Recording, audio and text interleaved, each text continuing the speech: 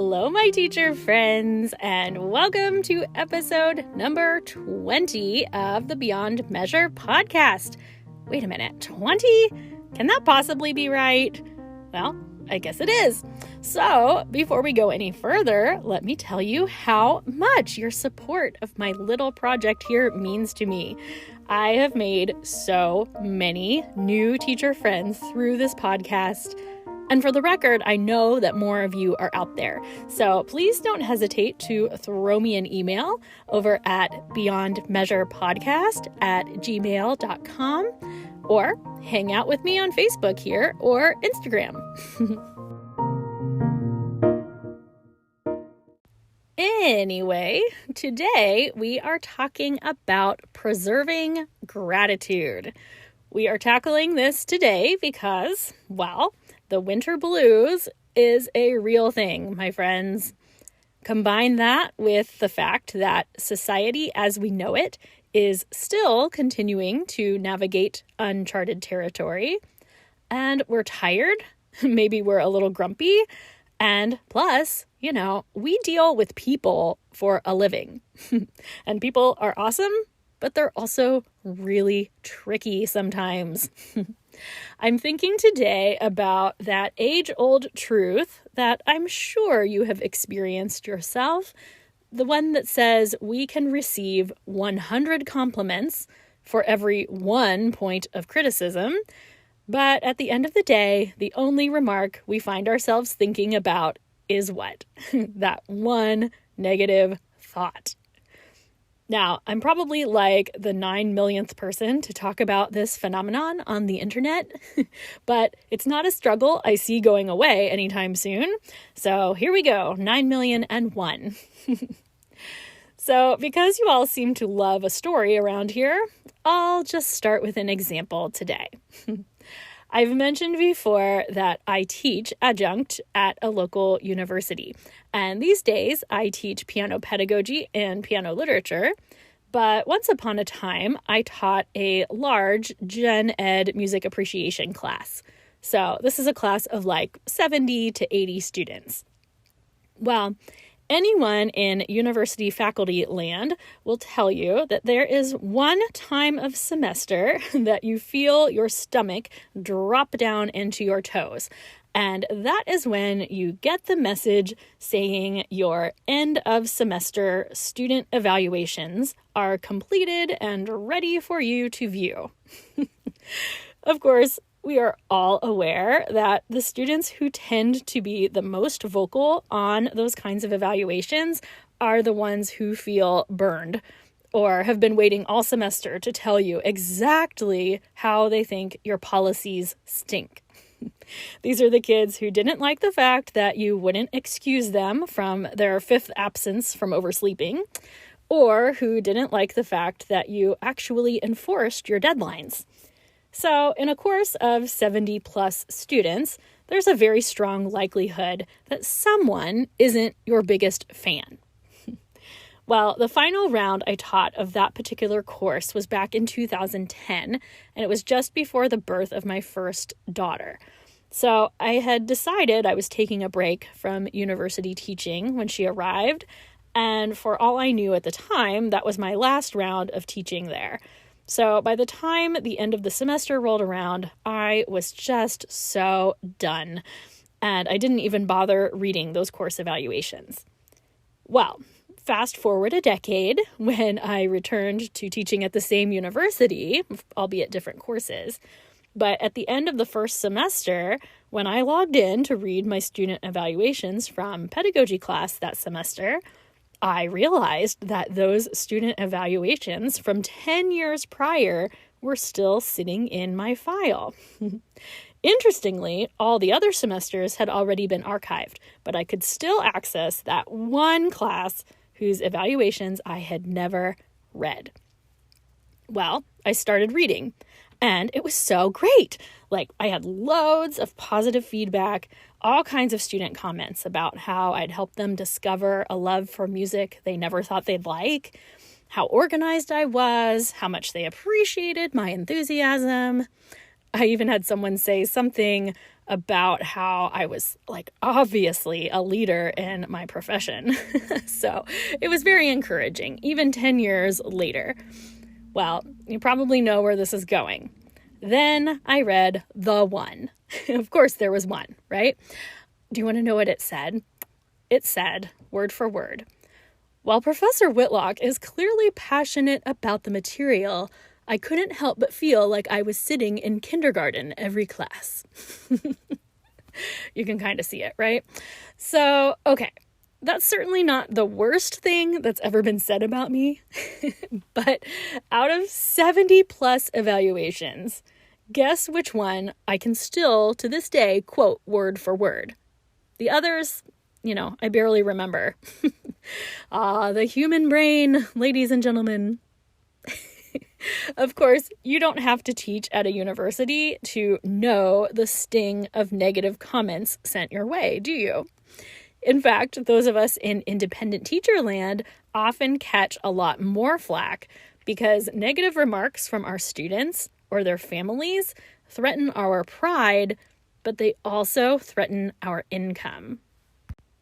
Now, let it be known, sometimes negativity is warranted. I mean, I hate to say it, but teachers can make mistakes, But those times when we feel punched in the gut through no fault of our own, yikes, those really sting. If you haven't figured it out already, I love my students and I get super attached almost immediately. And there's a good chance you do too, which is almost always a great thing. But if you've been teaching for any amount of time, I'd be willing to bet that you've also learned it can leave you with a broken heart. One of the most difficult situations in my entire teaching career went down just a few years ago. It involved a student who I just adored, but our relationship came to a very abrupt conclusion after I was disrespected in a pretty big way by a parent. So this was a student I was really invested in, and it broke my heart. And I mean, I cried daily for at least 3 weeks straight. And I mean, that student was on my mind so often that I kept calling my other students her name. It was ridiculous. To this day, I hate even talking about it because I know that student is never going to understand why I disappeared from her life. So I really don't even like talking about it. But I tell you this story because it marked kind of an aha moment for me. You see, at the same time this conflict was happening, my students were in the height of their spring semester, festival, competition, recital season, which brings with it tons of happy parents. So amidst all of this hurt and the names I had been called and the sadness and the doubt I was feeling, I kept getting this onslaught of texts and emails and thank you gifts and all of these things from parents who actually didn't think I was the worst person on the planet. And it was during that time that I realized I had to make a conscious effort to focus on expressions of gratitude that I was being gifted at that time. As teachers, we really do typically receive the gift of praise and gratitude occasionally through the year. But like we've already established, it's all too easy to let those expressions get drowned out by even one not so encouraging comment. One bad experience, one review. Since this is clearly human nature to focus on the negative, what's a teacher to do? Well, I think we need to make the positives impossible to ignore.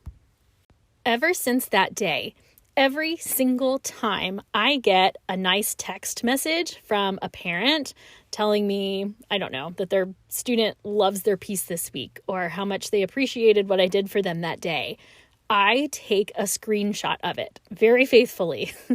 And that goes into a file that I have created in my Evernote account Thank you, Amy Chaplin, who blogs over at pianopantry.com, for selling me on the beauty of Evernote, by the way. It takes a little while to train yourself, but seriously, commit right now to making this a habit. Take a screenshot of every email, every text, every happy piano parent post on social media that makes you feel good. Likewise, you know those sweet notes that we get from students like at Christmas or at the end of the school year or whenever? Keep a select few of those in a card box that is easily accessible to you. You know, I used to have these grandiose visions of creating these beautiful scrapbooks with my students' cards over the years, and that is really great for those of you who do it, but it's definitely proven to not be happening in my current season of life. So instead of filing them all away like I've been doing, keep those extra special notes or drawings in a place that you will actually flip through them regularly. So you get the idea. I'm just encouraging you right now to make a habit of collecting encouragement, and then make a habit of reviewing it often. So that way, if you're having a day where imposter syndrome is setting in, or you're feeling unappreciated, ineffective, or whatever, go to your album, pull out the card box, read those beautiful, affirming words. Don't just tuck them away to be forgotten or relegated into the archives of cyberspace. I am a big advocate of keeping things in plain sight. So if you're having a tough time, display a thank you note right where you can see it if it's going to help you. One more thought today. If you find yourself struggling because you don't feel like you're getting much in the way of positive feedback from your studio families, remember this. As a society, we really stink at showing gratitude. We do. You know, some of us are surely better than others, but in the end, we could all do so much better. So I would suggest two things. One, be ultra intentional about showing gratitude yourself. I think that energy attracts similar energy. Do you ever tell your cashier at the grocery store that they are really good at their job? I dare you to, and watch how much you catch them off guard. I don't know about you, but I'm just all about reaping and sowing, and I think that comes into play with the idea of gratitude. So second, just because your studio families aren't actively telling you that they adore you, that doesn't mean it's not the case. My mom always likes to remind me that our students generally won't keep paying us if they're not actually happy. But if you would find yourself benefiting from some encouraging words, I would encourage you to consider asking studio families for some testimonials. I've never really been comfortable asking for them personally, but I did find myself in a position in November where I was planning a website upgrade in the near future, and I finally mustered up the courage to request some testimonials for the new site. They're not posted yet, so don't go hunting for them. But friends, I cannot tell you how generous my studio families were with their words. I tried to make it easy and as low-key as I could. I just set up a testimonial document in Google Forms, and I just asked them to speak to their positive experience in my studio. I emailed that link to current families, letting them know that participation was absolutely optional. I did not collect names in the document, and I made sure to point that out so no one felt obligated one way or the other. I kept it simple. I kept it humble, noting that it was very much outside my comfort zone to ask for these in the first place. And again, I just can't tell you how kind the responses were. Let me read part of one to you right now. I had a student's parent write, quote, "Her lessons are magical. She has a wonderful ability to be nurturing while retaining high standards. She is quick to laugh, and always has time to hear about her students' day and interests. She builds up her students, making them feel that anything is possible, even learning 40 pieces in a few months or performing for over 70 people in December. She is truly refreshing and worth every penny." End quote. Truth be told, I am weirdly embarrassed to read that review on this podcast. I am not trying to pat myself on the back, but I will ask you this. Who among us wouldn't benefit from reading that our lessons are seen as magical? That our efforts to connect with our students are noticed? And furthermore, that we are worth what we're charging? I don't know about you, but I can most definitely use more of that in my life. And yes, I did ask for it, but in a very no-pressure way. And now I have over a dozen similarly generous responses at my disposal anytime I want to read them. My next step is to follow up with graduated students, because I've been watching my pal Charlene Schultze post some of those on social media lately, and that is super heartwarming as well. The last thing I'll note today is the fact that I am admittedly terrible at receiving compliments or acknowledging when I've done a job well. Truthfully, it took me weeks to open that testimonial document and read what my studio parents had submitted. I mean, I knew it would be positive, but there is something innate in me that has a very hard time receiving it. But at the same time, since we've acknowledged the truth that we do absorb negative ideas so easily, it is all the more important that we are actively seeking out ways to feed ourselves positive thoughts as often as possible.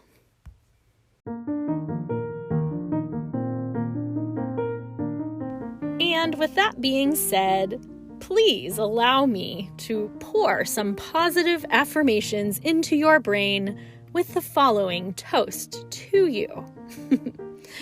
Music teacher friends of the world, today is a day to celebrate the good that you are bringing to your corner of the world every day.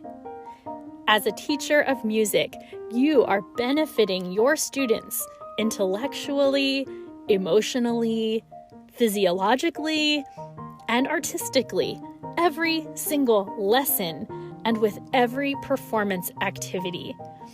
If you're anything like me, your spring performance obligations are starting to hit that calendar in a serious way, and that brings with it a different set of stressors and emotions. You are creating memories and opportunities for your students all the time, experiences that they are going to carry with them for a lifetime. You do not have to be perfect. You do not have to fear judgment from others. You simply have to encourage the next student in front of you to keep growing. And you have to trust that you are the person to do that job.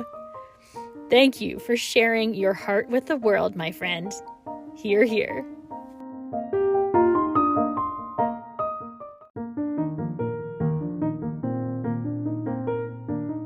Okay, so what's the takeaway from episode 20? Surround yourself with as many positive reminders of the gifts you've been given. So tonight, while you're watching TV, go back through all your texts and your email conversations and screenshot anything that makes you smile. Go retrieve some of those sweet notes from those file folders you've been storing and let yourself receive that kindness once again. Be quick to extend gratitude to others this week, and I'll be surprised if it isn't returned back to you. Thank you so much, my friends. Speaking of gratitude, if any of you feel so led to hop over to Apple Podcasts and leave me a positive review, I would be really excited about it. True to form, I really hate asking you to do that, but it does help, and I promise you it will make my day in a huge way. Come follow me on Instagram and Facebook. I am over there at Beyond Measure Podcast. And if you need a different way to get a hold of me, you can always email beyondmeasurepodcast@gmail.com. I have several speaking engagements coming up, so you will be able to find more details on all of those places. Thank you so much, my friends. I am looking forward already to chatting again with you next week. So in the meantime, let's make it the best week yet.